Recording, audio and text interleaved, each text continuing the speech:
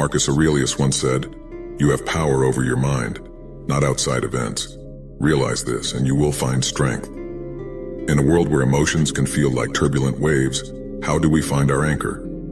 Join us as we explore 7 Stoic lessons that hold the key to mastering your emotions and navigating life's storms with unwavering resolve. Before we begin, I would appreciate if you liked the video so that you can help me to continue spreading the Stoic philosophy. If you are not subscribed, I recommend you to subscribe and activate the bell so you don't miss any video. Lesson number 1. Understand what's in your control. Have you ever found yourself caught in a storm? Not the kind with rain and thunder, but the storms of life. Unexpected events, disappointments, or sudden changes. The Stoics, philosophers from ancient Greece and Rome, have a lesson that feels like an anchor in these storms. The dichotomy of control. Picture this, you're planning an outdoor event, and despite all your preparations, it rains. Now you can't control the weather, no matter how much you'd like to. But your reaction to the rain, that's entirely up to you. You could lament, get frustrated, or you could adapt. Maybe move the event indoors or see the rain as a refreshing change. Epictetus, a Stoic philosopher who was born a slave and rose to become one of the most influential thinkers of his time, put it succinctly. Some things are in our control and others not. It sounds simple, right? But in this simplicity lies a profound wisdom that has the power to transform our lives. Every day, we're faced with a myriad of situations. Some we can influence, like our daily routines, the books we read, or the company we keep. But many are beyond our grasp: global events, the actions of others, the passage of time, and yes, the weather. Now here's where it gets interesting. The Stoics believed that our well-being doesn't depend on external events, but on how we interpret and respond to them. It's not the event itself, but our judgment about the event that causes our emotions. Think back to a time you faced a setback. Maybe you didn't get that job you wanted. At the moment it felt like a disaster, but with time, perhaps you realized it was a blessing in disguise, leading you to a better opportunity or personal growth. But how do we put this into practice? Start by asking yourself, is this something I have control over?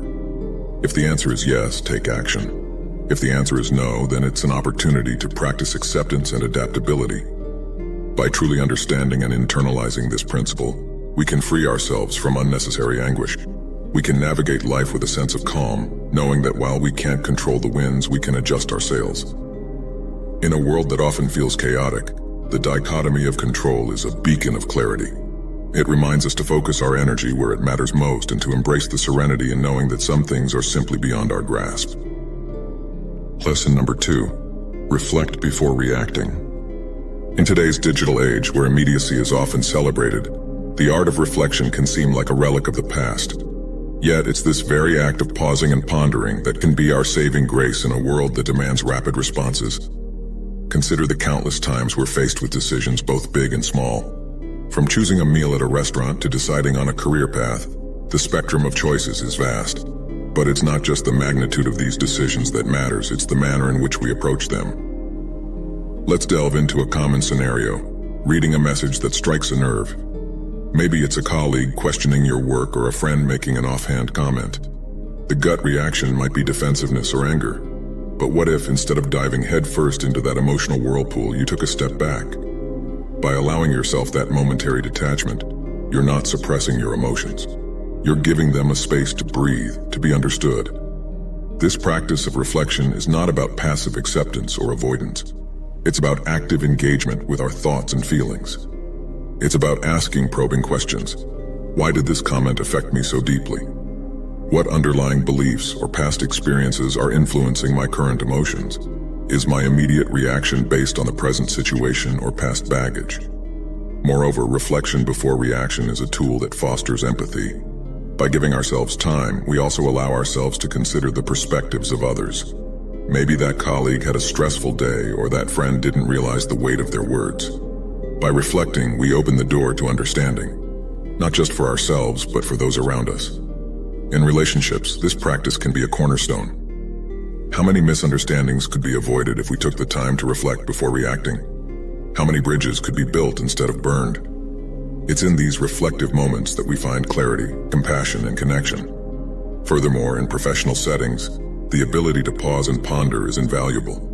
Leaders who reflect before making decisions are often more respected and effective. They're seen as thoughtful, measured, and wise. Their decisions, born from reflection, often stand the test of time. In a world that often feels like it's moving at breakneck speed, the act of reflection becomes a form of rebellion, a quiet yet powerful statement that we won't be swept away by the current of immediacy. It's a commitment to ourselves, to our well-being, and to the quality of our interactions with the world. In essence, to reflect before reacting is more than just a practice. It's a philosophy, a way of life that champions depth over breadth, understanding over impulsivity, and meaningful connections over fleeting interactions. It's a journey inward that has profound outward implications, shaping not just our responses, but the very fabric of our lives. Lesson number 3, practice dispassion. In a world that often feels like an emotional roller coaster, the idea of practicing dispassion might seem out of place. But let's delve deeper into what it truly means and the transformative power it holds. Dispassion isn't about suppressing emotions or becoming indifferent to the world around us. It's about cultivating a balanced perspective, a calm amidst the storm. Imagine being able to observe events, situations, and even your own emotions without being overwhelmed by them. Think about the last time you watched a gripping movie. There were moments of tension, excitement, maybe even sadness. While you were engaged in the story, a part of you always knew it was just a movie. You didn't rush to help the hero or console the crying character. You observed, you felt, but you remained in your seat. This is the essence of practicing dispassion, being deeply engaged with life, feeling its many emotions, but also knowing when to remain seated in the theater of your mind, observing without getting lost in the drama. This approach becomes a lifeline in our modern age of information overload. Every day, we're bombarded with news, updates, and notifications. Reacting passionately to every piece of information would leave us perpetually exhausted. Dispassion offers a buffer, a way to engage with the world in a more sustainable, balanced manner. Dispassion also plays a pivotal role in interpersonal relationships. We've all been in situations where conversations get heated, where disagreements arise. In such moments, practicing dispassion can be the difference between a productive discussion and a damaging argument. It allows us to listen more effectively, to respond rather than react, and to navigate conflicts with understanding and grace. Cultivating dispassion starts with self-awareness, regularly checking in with ourselves, recognizing our emotional triggers, and understanding our patterns creates a space between stimulus and response. In that space lies the freedom to choose our reactions, to act with intention rather than impulse. And while dispassion might sound like detachment from life's joys and pleasures, it actually enhances them. By not being overly attached to outcomes, we can fully immerse ourselves in the journey, savoring each moment without the constant fear of loss or change.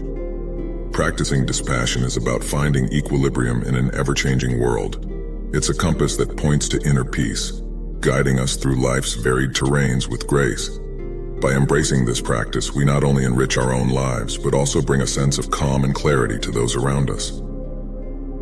Lesson number 4. Ask yourself, will this matter in 5 years? Life is filled with moments that test our patience, resilience, and perspective.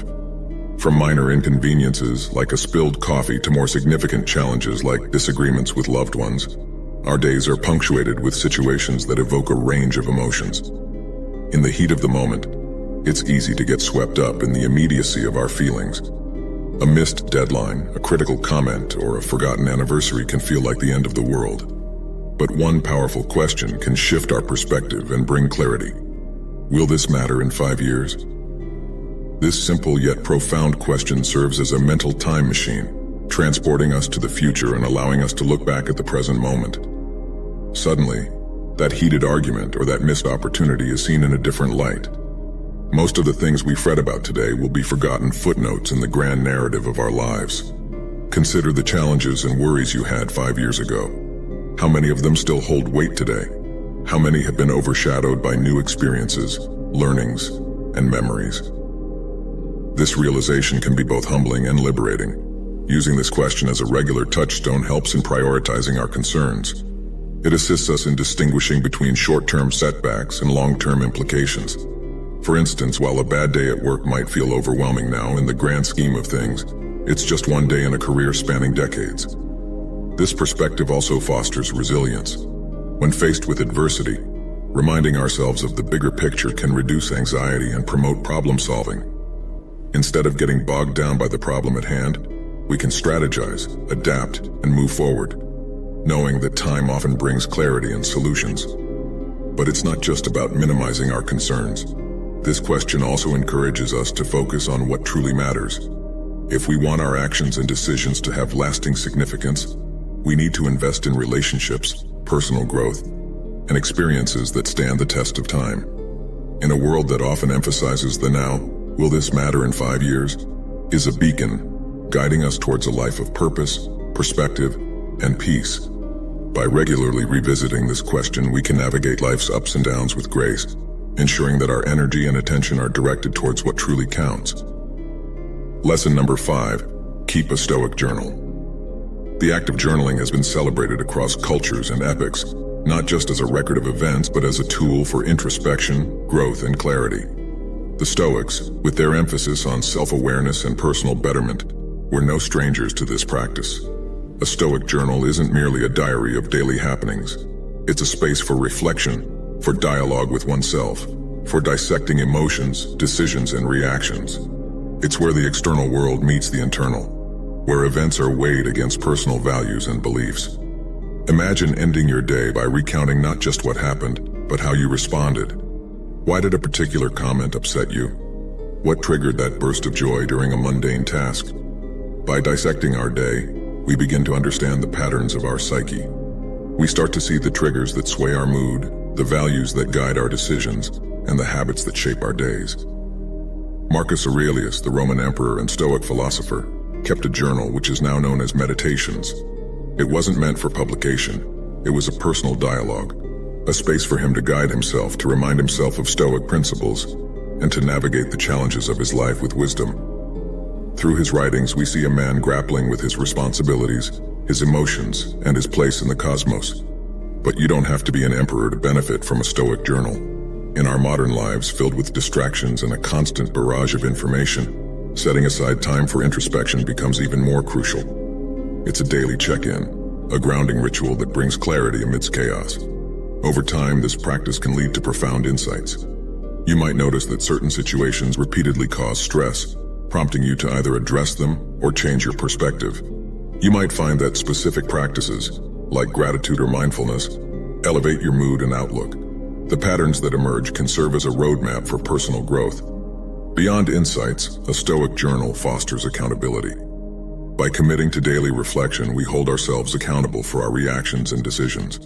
It becomes harder to ignore repeated mistakes or to brush off lapses in judgment.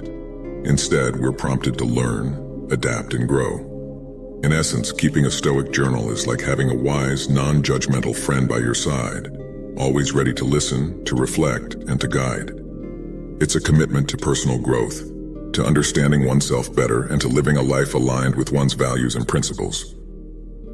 Lesson number 6, see obstacles as opportunities. The world is rife with challenges.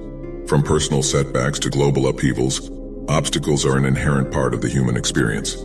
But what if, instead of viewing these challenges as burdens, we saw them as opportunities in disguise?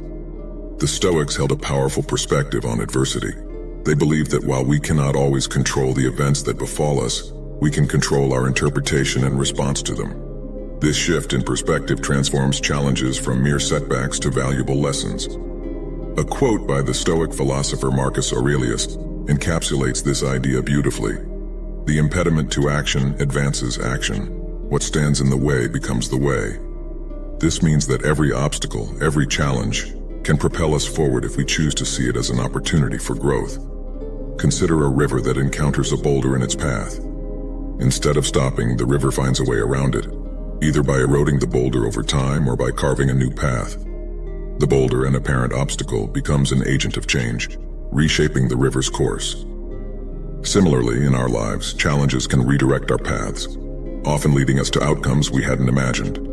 For instance, a job loss, while initially devastating, might lead to a new career path, a chance to upskill, or even the opportunity to start a venture of one's own. A failed relationship might pave the way for personal growth, self-discovery, and deeper, more meaningful connections in the future.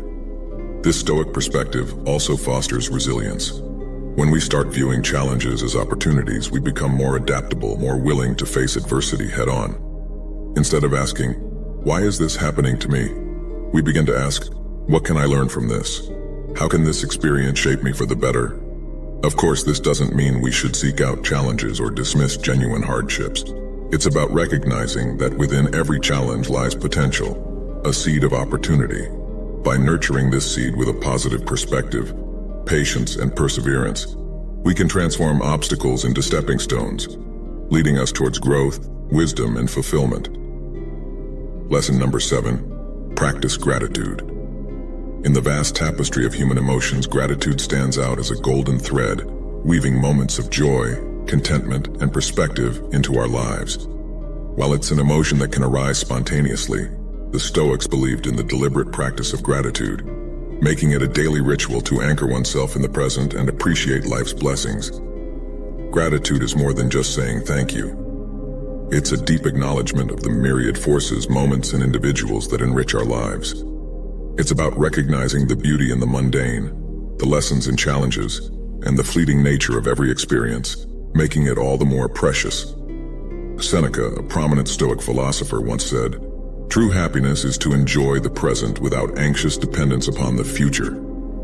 This encapsulates the essence of gratitude, being deeply rooted in the present, cherishing every moment, every experience, and every interaction.